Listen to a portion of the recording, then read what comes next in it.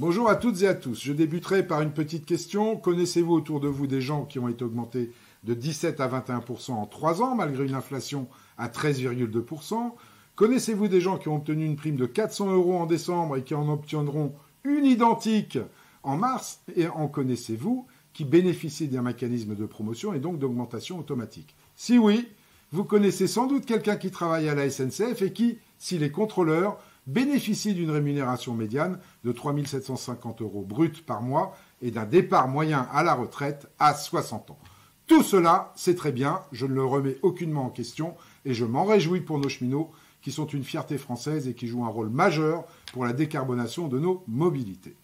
Ce que je remets en question, en revanche, c'est le fait qu'une nouvelle fois, un week-end de départ en vacances, la CGT et Sudrail vont empêcher des millions de Français de partir, de rejoindre leur famille, de retrouver un parent pour les enfants en garde alternée.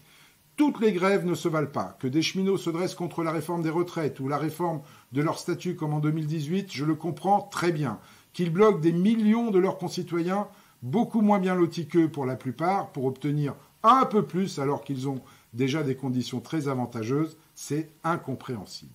Alors on voit bien la méthode. C'est la même à chaque fois. On a un moyen de pression énorme, donc on en profite au pire moment. Et tant pis si on prive des enfants de vacances, tant pis si on met des millions de personnes sur les routes, c'est totalement irresponsable, et entendre tous ces syndicalistes justifier l'impossible sur les plateaux télé est parfaitement indécent.